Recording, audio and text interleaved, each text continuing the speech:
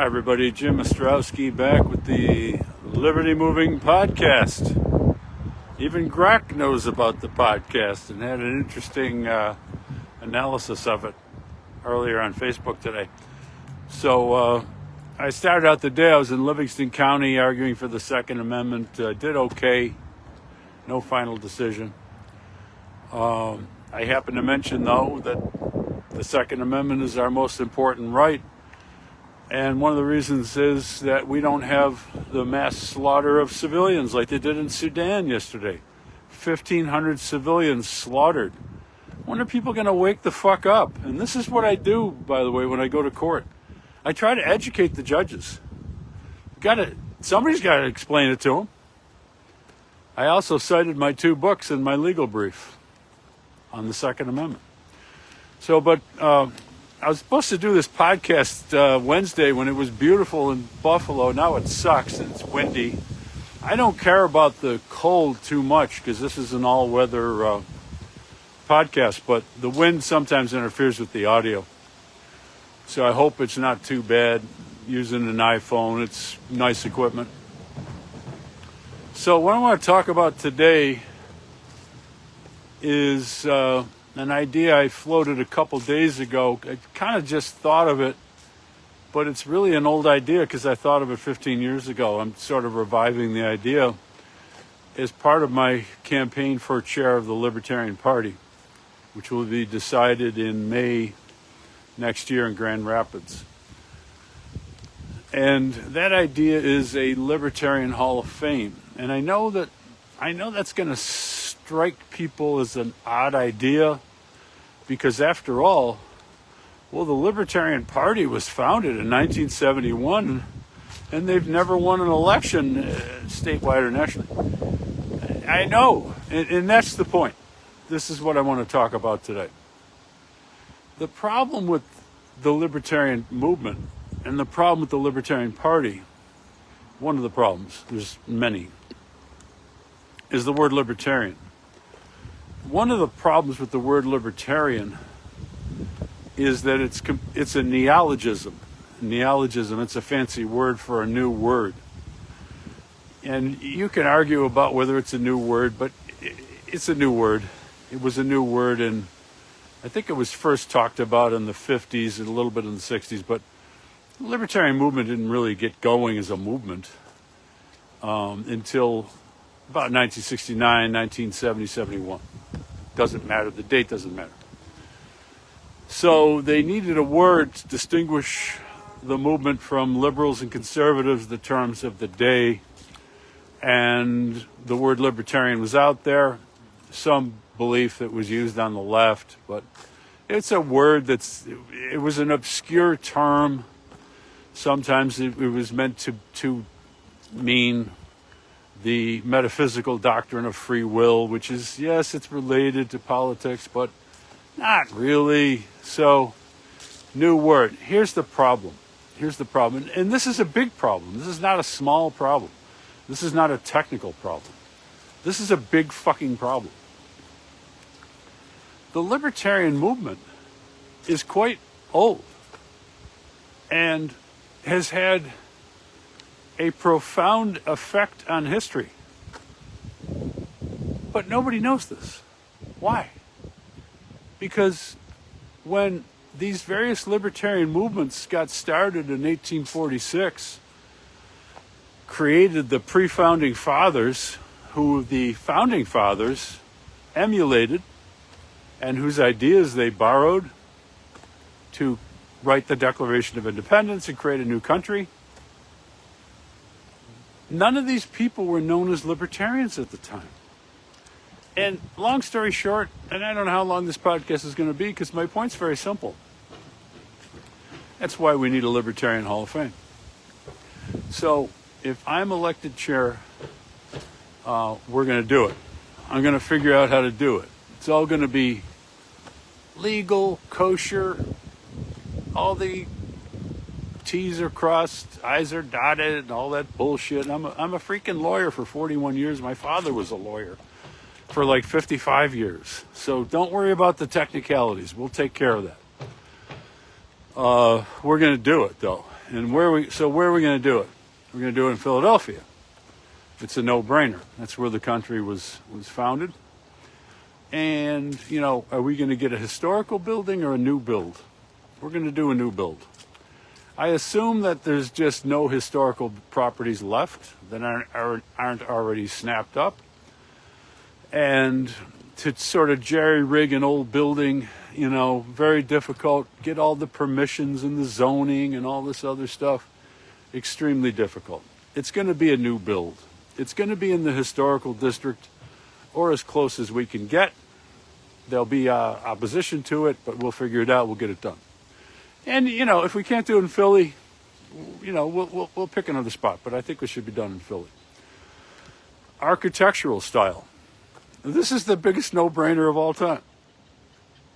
Who's the most famous libertarian in human history? Thomas Jefferson. So he happened to have been an architect, and a pretty damn good architect, too. If you've ever been to Monticello, and I've been there twice.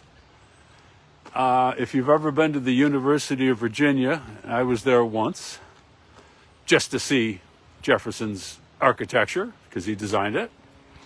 And if you've ever been to the state capitol of Virginia, which I've been to once, just to see Jefferson's architectural design. I know nothing about architecture. I'm an amateur, a fan, a lover of architecture. Modern architecture is, of course, quite horrible. Is it going to be an exact, you know, duplicate of Jefferson? No, we'll have some modern touches in there. And maybe out front, we'll have a new logo for the libertarian movement, because our logos suck. You know, and this is marketing. Some people don't think I'm a good marketer. I'm actually a pretty good marketer. Logos are important. So we need a new logo. We're not winning, okay? When you're not winning, you fire people. You do stuff that's different. You try new things, new ideas. What the hell we got to lose? We got 600,000 votes for president. We got 1 million in like 45 years ago. We got to try some new stuff. Logo. Okay, problem with our logos is they're hackneyed, they're cliched, and they don't appeal to young people.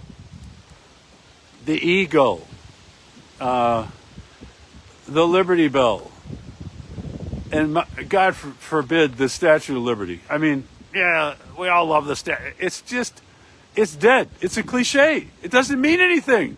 You see the Statue of Liberty. What does it mean? I don't know. There's some poem in there written by a socialist about immigration. It has nothing to do with the original point of the statue.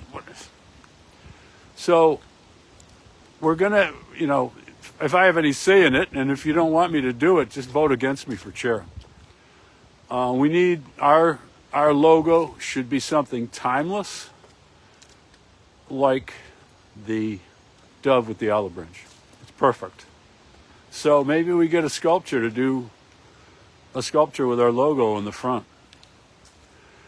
It's going to cost some money, but you know, there's a lot of money floating around. It's not the money. It's the idea. If you have a stupid idea, rich people who are very smart with their money, they don't want to piss their money away on a dumb idea. This is not a dumb idea. This is an idea that, you know, that has to be done. It's just too good of an idea. So what we're going to do with the hall is we're going to educate the public as to the glorious history of the libertarian movement, which is, in my view, as a historian, the only political movement that's ever done anything good in history. I mean, I'm willing to prove that. So I got a comment. French Freemason. I assume that's, you know, I'm not an expert in the Statue of Liberty. I'm just saying, and I'm willing to, you know, my attitude towards any theory is open-minded skepticism. And I think I've called this the age of disbelief. I'm willing to entertain any theory, but you got to prove it. I have an open mind, but you got to bring your evidence to the table. So I'm open to it.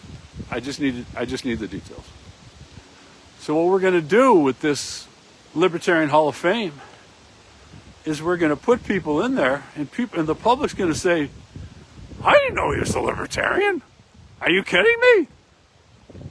Oh, that guy? That lady? I didn't know she was a libertarian.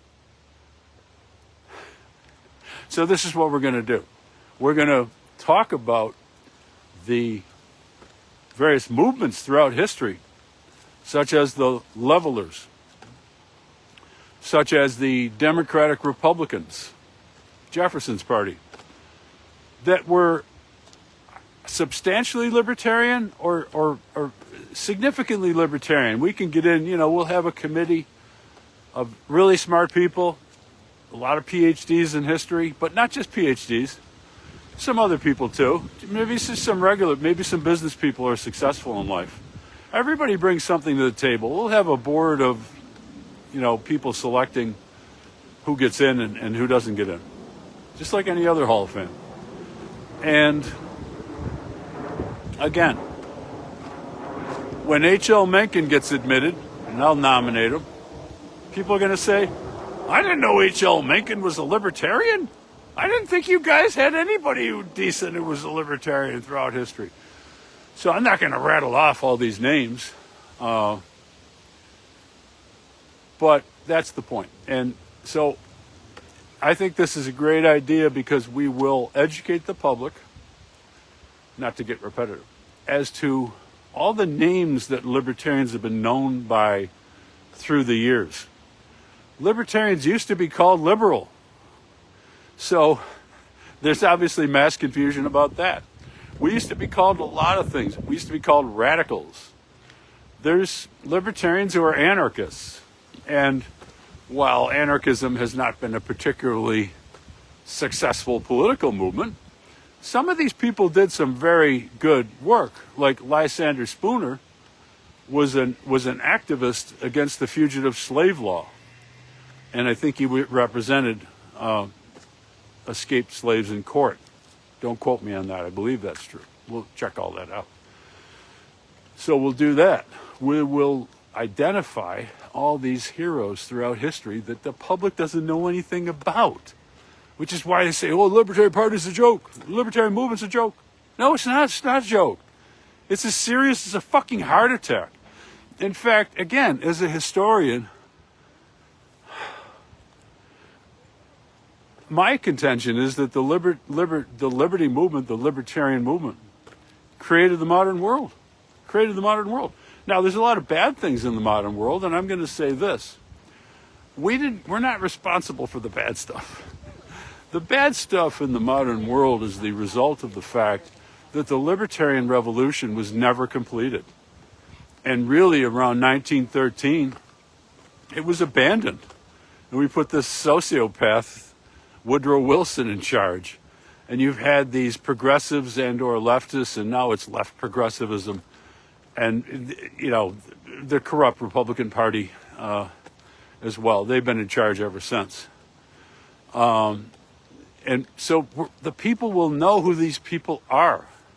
And then finally, and we'll put this on a refrigerator magnet, people are going to understand finally, for the first time really ever, unless you've read my book, Progressivism, a Primer, and only about 20,000 people have read it. It's a tragedy, but what can we do? We're still selling. And I am going to get to that million mark, hopefully before I pass on. We will know, the public will know, we will educate people. We will go door to door with a flyer. We will put it on bumper stickers. The 20 to 25 major contributions to human society of the libertarians, the so-called people who never accomplished anything.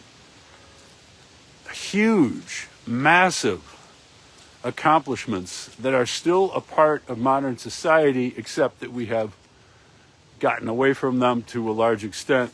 We never fulfilled their promises. So I'm not sure I have much more to say. I think Jackson had many. Jackson, according to Rothbard, was that was a movement that had significant libertarian motivations and policies. His treatment of the Indians in Florida is extremely controversial. Of course, we cannot endorse that. But we're not going to, it's easy to look back in history and judge people. I think, and again, our selection committee will create criteria that make sense. Obviously, I don't think that you have to be a pure libertarian to be in this movement. I think Wilberforce should be in the Libertarian Hall of Fame. I'm not an expert on Wilberforce and his ideology. My guess is that he was fairly libertarian. But the guy got rid of slavery. So that's obviously, I think that's worthy of being in the Libertarian Hall of Fame. Because whether Wilberforce himself was a pure libertarian, the libertarians are the only ones who have a philosophical argument against slavery. We're the only ones who believe in self-ownership. That's the actual definition, in my view, of a libertarian.